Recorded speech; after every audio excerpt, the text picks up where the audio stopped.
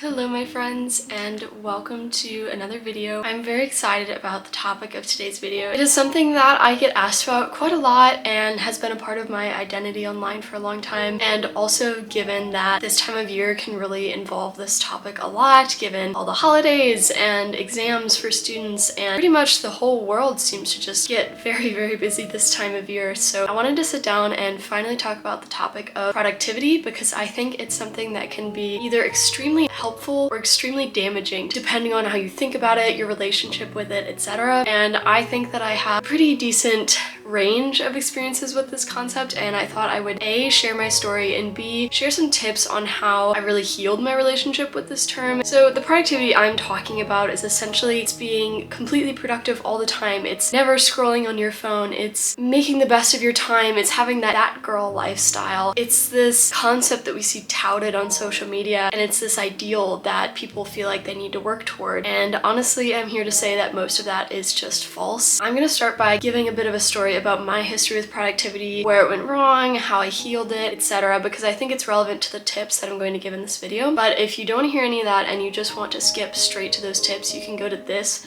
timestamp and that'll take you there. But as for now, I'm going to talk about my history with productivity. In high school, I'd say I had a pretty normal level of productivity. I was a typical high schooler, got my stuff done, but I procrastinated fairly regularly. I think I was just pretty typical, and I wouldn't say I had any bad relationship with it. I think things really started to get out of hand the end of my senior year when I was doing college applications, and anyone who has gone through the process knows that college applications are very time consuming, they're very draining, there's just a lot to be done. It's a busy season of life for any student applying to college. But I would say that's where my relationship with productivity kind of started to go downhill, because I found that I would start to feel guilty if I hadn't done enough. I would feel guilty because I'd hear other people, my peers, talking about all this stuff they were doing for college applications, all these schools that I'd already applied to, and then I'd hear that and feel guilty that I hadn't done the same yet, even though I was still on a perfectly fine track myself. But hearing other people talk about that made me feel like I wasn't doing enough, and it kind of started this mindset that ended up sticking around for a few years, where if I wasn't the most ahead of everyone else, if I wasn't 100% completely as on top of everything that I could be, I was behind and I was failing. And that was that mindset that started to bloom in me. And then that fall, I left and went to college. It's also worth noting that this was in the middle of the pandemic. I graduated high school in May 2020 and I started university in August 2020. So this is pretty much still lockdown, at least here in the US. All of my classes were 100% online. I was living by myself, roommates weren't allowed, so that's a bit of context. My whole life, I always dreamed of university, so when I got there, I had a lot of expectations for myself about what kind of student I would be, what kind of grades I'd be getting, even at this really prestigious university where it was kind of famously hard to get those grades. I was taking those weirder courses like biology and chemistry, and I was at the same time doing an English major, so I had lots of readings and writings. That mindset I was talking about before, where if I wasn't doing everything, I wasn't good enough, really got out of hand my freshman year of college. I scheduled my days down to the very last minute. I woke up and I started working, and I did not stop working until I went to bed that night. It was every single day. It didn't matter if it was weekend, didn't matter if I was sick, didn't matter if I was underslept, didn't matter if I was having a bad mental health day. I never let myself stop, ever. I stayed to that schedule probably almost all of that year, and by the end of that year, I was incredibly burnt out, as anyone would be. You can't do that. You can't be on a schedule like that 7 days a week for an indefinite amount of time without giving yourself any leeway to just relax every now and then. It was just a really unhealthy period of time for me mentally. I went home that summer and I was just unhappy, like deeply unhappy, and at the same time I didn't let up on that productivity. I just kept pushing even over the summer, working 2 jobs, and then the following fall I went back to that university, and halfway through that semester decided to transfer. And I think when I decided to transfer, when I finally got out of that loop of just hyper intensive productivity, once I transferred the following semester, so now we are in spring of 2022, I had a complete dip in productivity. I've never been so unproductive in my life. I was doing homework assignments like an hour before they were due. I was missing some things. I was always behind, which is just unlike me. I've never been that type of student even before that crazy productivity season of my life. during college, even before that, I was never someone who was doing things super last minute. Even if I'd procrastinate, I'd still do them, I don't know, at least a little bit ahead of time, and I never missed assignments. But that spring, I think I was just so burnt out of being productive that that line of like, be productive, be unproductive, just completely blurred. And so when I started being unproductive, that whole day was just lost to being unproductive. I wouldn't do a single thing. Whereas on days when I was super productive, I would only do that. I wouldn't take any breaks. I would just completely go crazy that whole day and then go to bed exhausted. Each day was one of those two things. I never had any sort of balance, and more as time went on and that burnout got worse, more and more days looked like that absolutely no productivity kind of day, and it was just creating a really vicious cycle because obviously I just wasn't getting the things done that I needed to. And at that point I still looked back on that hyper-productive time of my life with pride that I was so productive that I got all that done. So I was saying to myself at this unproductive point, Faith, what happened? You used to be so productive. Why can't you just do that now? I would speak to myself in a really cruel way. Over time and over lots of renegotiating some internal dialogue, as I'll talk about in my tips, I have gotten to a point now at the end of the fall 2022 semester where I feel like I really healed my relationship with productivity. I have a really great balance. I don't feel like I'm doing too much or too little. I feel like I've found a spot that isn't unhealthy. So that's kind of my history with productivity. I went from really extreme high to really extreme low, and I've kind of seen every single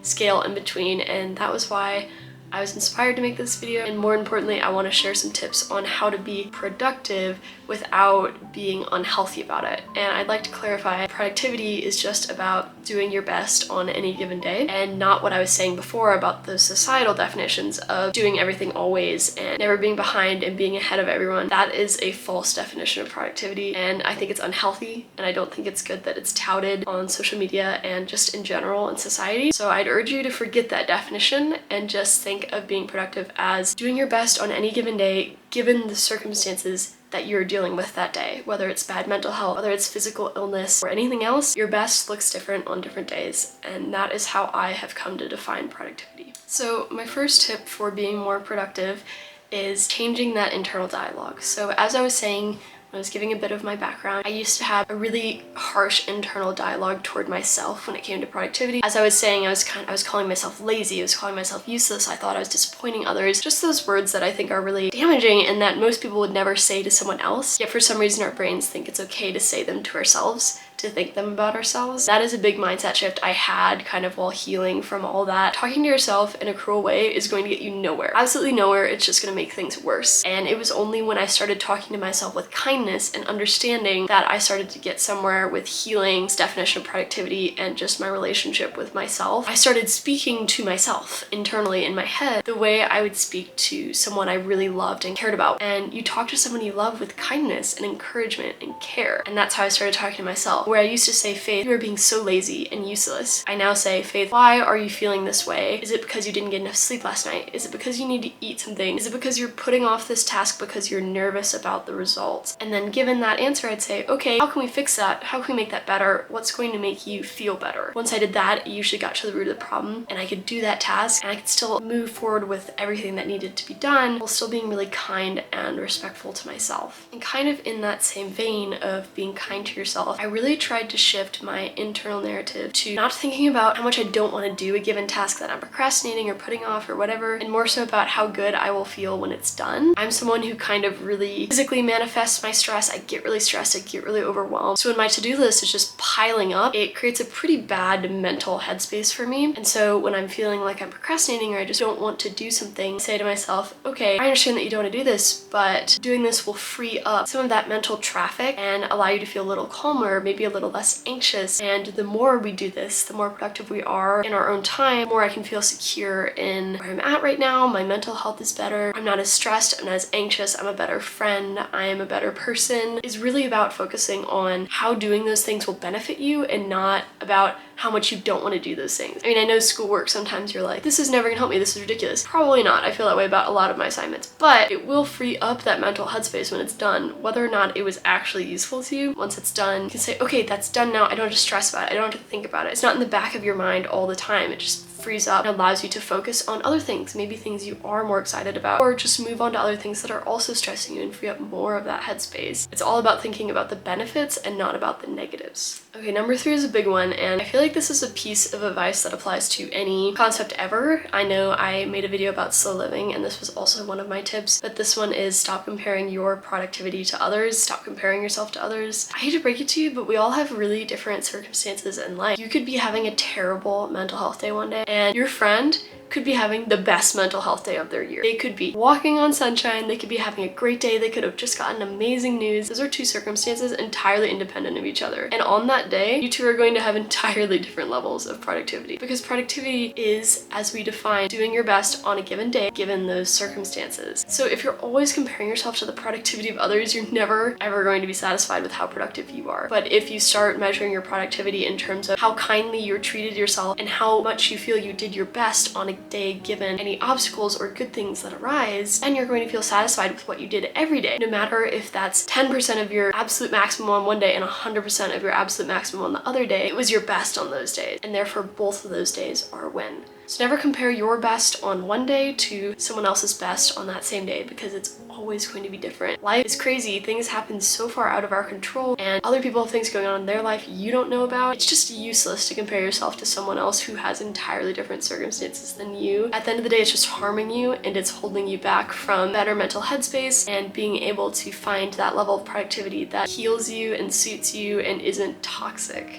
Another way I've really kind of healed my relationship with being productive is finding a way to make those tasks that you just really don't want to do more enjoyable for yourself. For example, this is kind of random. I like to work out 3 to 5 times a week. I do it mostly for my mental health. I just find my mental health is better when I exercise regularly. I sleep better, I'm healthy, my immune system is stronger. It just is something that I like to prioritize. I don't really do it so much for the aesthetic as I do for my own mental and physical health. There are definitely days, and by definitely I mean like probably 50% of the time, that are things I would much rather do than go to the gym. And sometimes I just don't want to take 45 minutes out of my day to go do that. But to this point of doing things to make that task enjoyable, what I've started doing in the past couple months is I will watch some TV when I'm running on the treadmill, which of course is not the sportiest thing you can do. If you're really training, you're not watching TV when you're working out. But for me, like I said, that's not why I'm working out. I'm not training for anything. I'm really just doing it to maintain a homeostatic level of health in my body. And so I'll watch The Chilling Adventures of Sabrina, or The Great British Baking Show is the one that I'm watching right now while I run, and it is so enjoyable, and it makes me actually want to go do that. So it's like a way of rewarding myself for doing something that I know is good for me, I know I should do, and I feel like I'm not forcing myself. It's not creating this negative dialogue because I'm like, yeah, okay, I'll go do that. So that's just one example, but whether it's listening to music when you're studying or going to a cafe to do some work, just something that makes whatever task you're putting off just a little bit more enjoyable, so that actually feel like you want to go do it instead of forcing yourself begrudgingly to go do it, has really helped me change that mindset around productivity. Productivity doesn't always need to be an unpleasant experience. You don't have to force yourself to do things. It can actually be pretty enjoyable if you take that time to have that inner dialogue with yourself and say, hey, what can I do to make this better? What can I do to make this more enjoyable? What can I do to make you want to do this? And that way you are being productive, like I said, best on that day, but you're also finding some enjoyment in it, which, I mean, what is the point of life if not finding enjoyment in the mundane?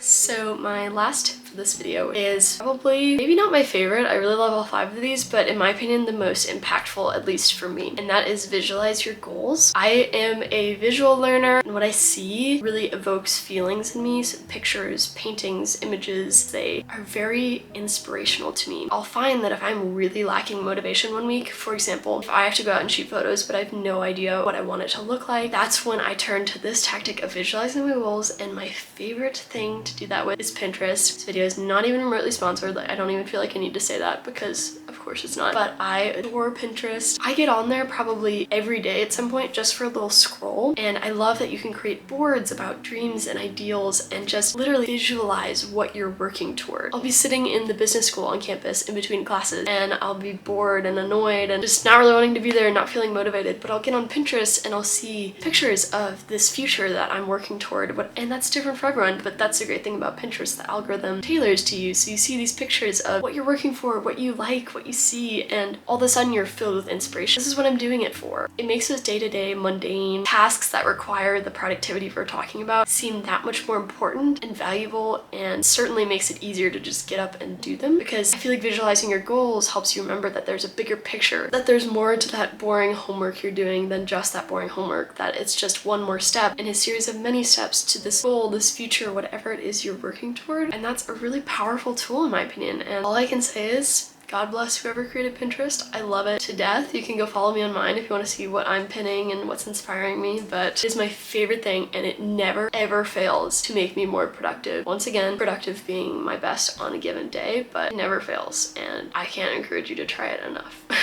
All in all, productivity can be a really wonderful thing. It doesn't have to be this toxic, terrible thing that I think a lot of people feel it is, and that I felt it was for a long time. It can be a great thing. It can be liberating. It can be freeing. It can be really phenomenal for your mental and physical health, but only if you have the right dialogue around it, and only if you employ it in a healthy way. And 90% of the time I see people not doing that. I see them being unhealthy about it, and it just helps no one, because you're not going to get the most out of yourself that you can. You're going to be not in the best headspace, and that affects your connections, your loved ones, and it's just kind of this vicious cycle. Whereas if you just be kind about it, if you stop comparing yourself to others and you talk to yourself with kindness and just exercise this normal level of productivity that isn't all or nothing like I had for so long, that's just your best on any given day, it entirely changed my perspective on life, because I no longer beat myself up about not getting much done on a given day, because I know that was my best on that day, because I either wasn't having a good mental health day, or I was feeling sick, I had a headache, I'm on my period. If you're a woman, you know that affects your productivity. Whatever it is, your best is different on any given day, and the moment you stop beating yourself up about that is the moment you heal a lot of your relationship with yourself, and the moment you open up so many doors. And I just wish more people would do this. I wish more people would speak to themselves kindly. And yeah, if you take one thing from this video, let it be that, to speak to yourself with kindness, because that is truly what healed my relationship with productivity. I hope you found this video helpful. I am not an expert whatsoever. This is just my experience and what has helped me. If you have any other tips that you've used, or just an experience you'd like to share in the comments, I would love to hear more tips or experiences. And yeah, I'd love to hear about